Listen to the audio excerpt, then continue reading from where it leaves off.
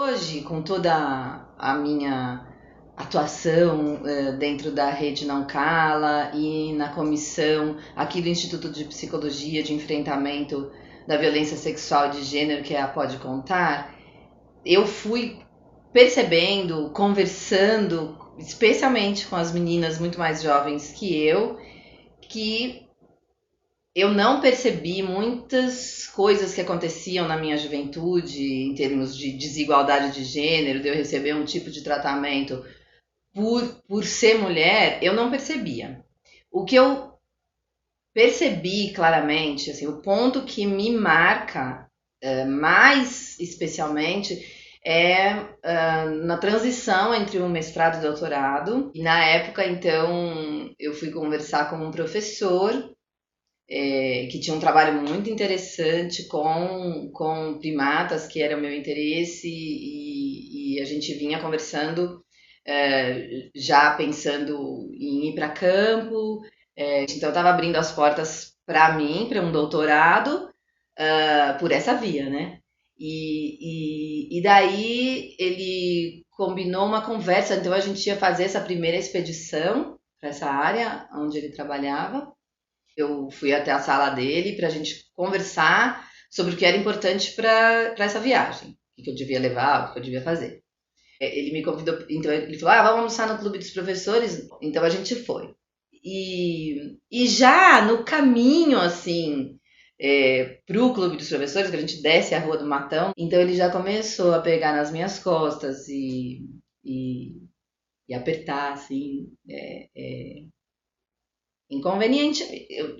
Eu fiquei muito aflita, muito assustada, é, sem saber muito como reagir. Ele não falava nada demais, ele estava conversando comigo e quando ele punha a mão nas minhas costas, ele era um toque completamente inadequado, né? Aquilo foi uma coisa extremamente angustiante para mim. Eu achava assim que todo mundo percebia, que sabe que eu estava passando uma imagem como uma aluna que foi com professor. Não sei explicar o que eu sentia, assim, como se eu estivesse dando mole, né? Como se todo mundo estivesse percebendo a situação e eu é que estivesse errada ali. Foi extremamente desagradável. Eu não tive reação, fiquei conversando, porque a gente ficou falando do trabalho, né? Não falou nada de inadequado. Talvez tenha, não lembro mais. Lembro que eu fiquei congelada. Sempre assim, ele punha o braço em volta ou acho que na hora de se despedir também deu um abraço além da conta. E foi uma situação horrível, horrível, assim, eu pensava, como é que eu vou viajar com ele? E naquele mesmo dia eu saí de lá, imediatamente vim conversar com o meu orientador daqui, né, que já não era mais meu orientador. Eu falava, o que eu vou fazer? Ele falava, você não vai de jeito nenhum para essa viagem. Mas como? Eu quero ver macaco barrigudo. Ele, não, você vai ver outra coisa barriguda, você não vai de jeito nenhum. Eu desisti de um doutorado, de uma experiência de pesquisa na Amazônia por conta disso. É, eu acho que ele nem sabia, talvez, o que ele estivesse fazendo. Eu nunca cortei relações com ele. Depois, quando eu estava fazendo meu doutorado e tinha de minhas dificuldades no campo, eu pedi ajuda para ele. É, é alguma coisa que a gente não sabe muito bem como lidar, né? Eu tentava pensar, ele não percebeu o que ele estava fazendo. Ele era mesmo jovem.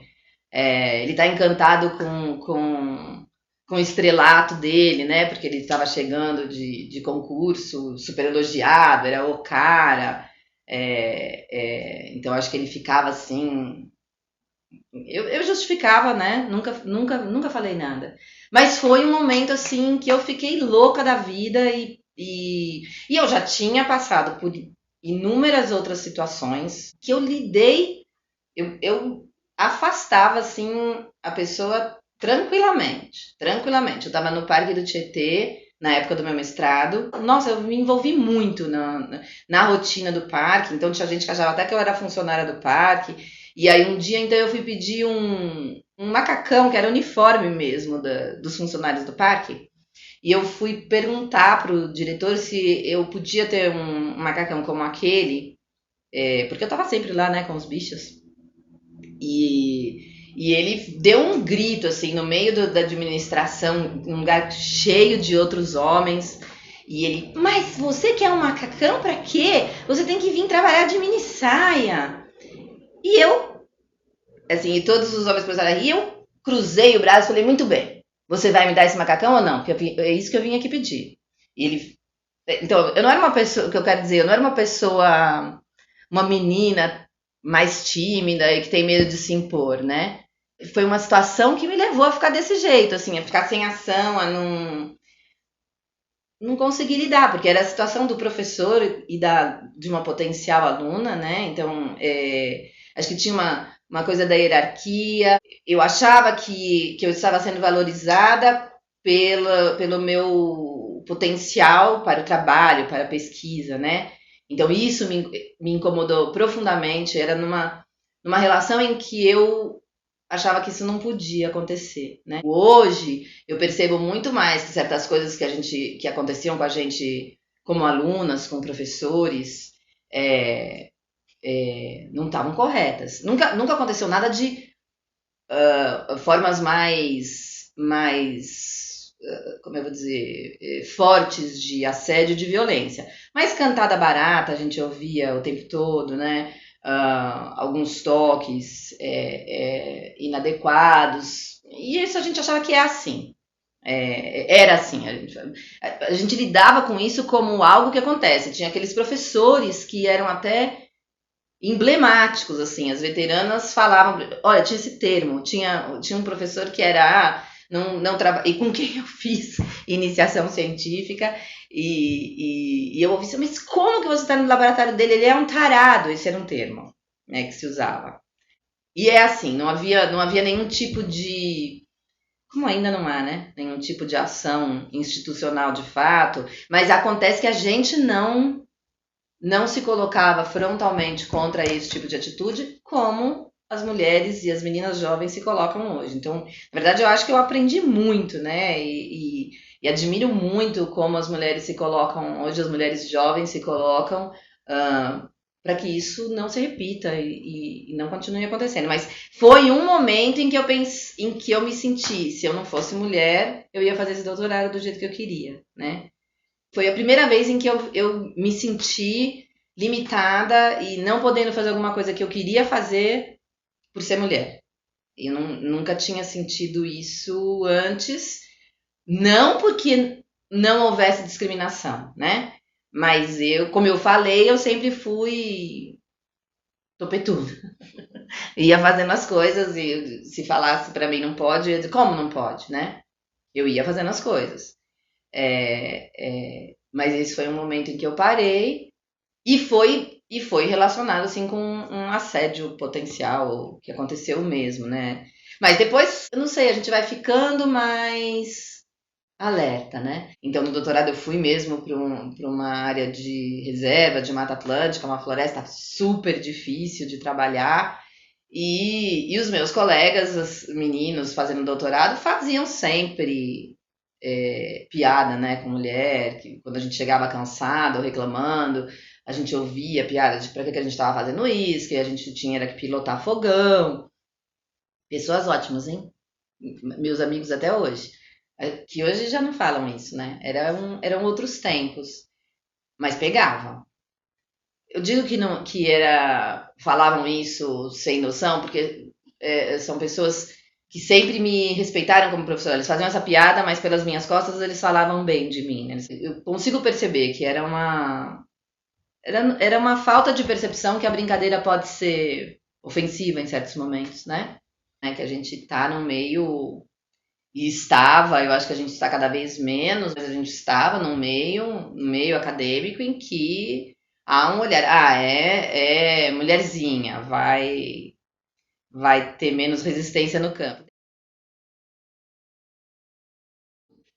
Falei sobre isso semana passada, eu estive no Congresso Brasileiro de Zoologia e, e num dos simpósios de que eu participei, nós fomos convidados pelo organizador, professor Rodrigo Vilemar, que é professor na EASH, né, na USP.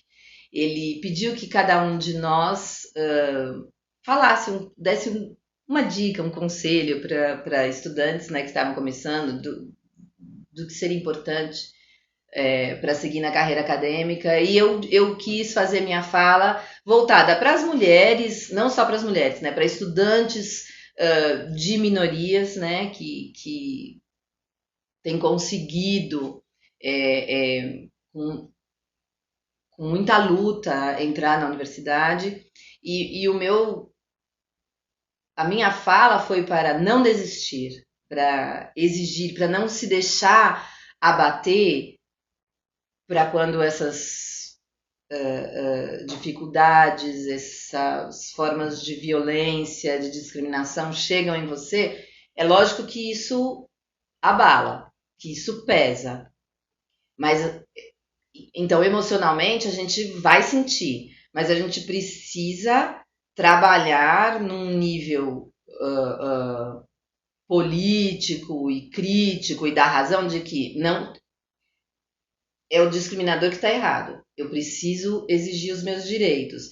Eu tenho que tentar uma forma de contar isso para alguém e tentar não permitir que isso me afunde, me retire do caminho que eu estou tentando traçar. Não é fácil.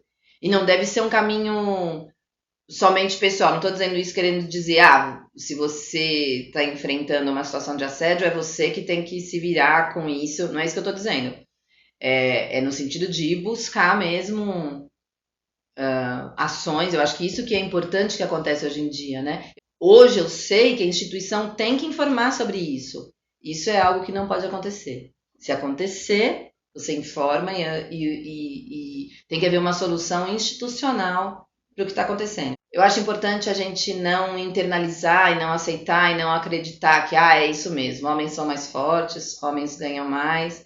Às vezes eu já ouvi isso de mulheres incríveis, fortíssimas, colegas minhas na Europa, assim, eu vi isso recentemente, né, de que a diferença na frequência, na quantidade de homens que estão em posições de liderança dentro da academia, né? Porque isso é uma realidade no mundo. As posições hierárquicas mais elevadas são muito mais frequentemente ocupadas por homens, né? E essa colega me dizia, mas você não acha que isso também tem a ver com o fato de que eles gostam mais disso? A gente não quer pegar essas tarefas. Nossa, eu fiquei chocada, né, com essa fala. Então é isso que eu quero dizer. A gente tem que procurar o tempo todo não ir se deixando levar pelo sistema, né, que coloca essas diferenças, a nossa condição de mulher como limitadora do nosso potencial. Então não quer dizer que não há diferenças, e especialmente pela forma como a nossa sociedade está estruturada. Mas isso não pode ser um impeditivo para que a gente tenha uma igualdade de condições de trabalho, de possibilidade de almejar posições, de chegar a posições. A gente não pode aceitar essas construções. E isso não deve ser usado como uma justificativa para uma retirada da mulher de uma igualdade de condições em qualquer situação. Outra coisa que me chamou a atenção nesse mesmo congresso, houve uma pergunta da plateia de uma menina. Ela contou então que ela queria fazer uma disciplina na graduação dela. Era uma disciplina de campo, uma atividade de campo, e bastante concorrida, e precisa de entrevista antes com o professor para ser selecionado. E aí, quando ela se inscreveu e foi ser entrevistada, o professor falou para ela que a partir daquele ano ele não levava mais meninas para essa viagem de campo, porque no ano anterior uma das meninas que ele levou foi estuprada. E é uma coisa horrorosa, né? Uma situação de violência. É uma ação de um professor que talvez não esteja envolvido com essas questões e ele pensa que ele está salvaguardando, garantindo segurança de mulheres nesse contexto, mas na verdade a gente tá duplicando a violência contra as mulheres, né? Porque além de ser vítima de violência sexual, essa violência sexual passa a ser justificativa para uma discriminação de oportunidades de estudo, de trabalho, não é? Eu até falei lá nesse dia no simpósio, quer dizer que se um menino fosse vítima de um assalto com violência, então não levaríamos mais meninos no ano seguinte. Duvido que isso ia acontecer, né? Então, a gente tem muito ainda a caminhar. Muito, muito, muito. E é importante que a gente não desista. Eu tô falando muito desses contextos de violência sexual, né? Porque eles têm aparecido bastante para mim por essa atuação na comissão, né? Mas a gente tem toda a forma de discriminação, então, que é outra forma de violência, né? Violência psicológica, violência moral, que passa pela desigualdade de gênero, né? Feita por homens e feita por mulheres. A gente vive um contexto cultural, nosso sistema todo, ele é machista, né? Desde o início. Essa atuação toda, eu acho muito bonito esse movimento das meninas na ciência, mulheres na ciência, porque mesmo eu ouvi isso de colegas que fazem parte desse movimento, criaram, e que são mães de meninos, e elas ficam, daí eu fico olhando que às vezes eu tô reproduzindo, porque o sistema todo é assim, os brinquedos de meninos fazem muito mais alusão a um pensamento científico do que os brinquedos de meninas. Então é desde o princípio que o sistema vai levando mais os meninos para uma vida acadêmica do que as meninas, né? Então a gente tem muita luta pela frente e eu convido a todas e todos, eu também fico muito entusiasmada porque eu acho que é lógico que a gente tem uma diversidade enorme também de pensamentos e contextos, mas pelo menos no nosso contexto urbano e até acadêmico, né? Eu acho que os meninos que chegam à universidade hoje em dia, em sua maioria, já estão participando muito mais, ouvindo muito mais sobre isso e procurando diminuir essas ações que envolvem desigualdade de gênero muito mais do que os meninos da minha época, né?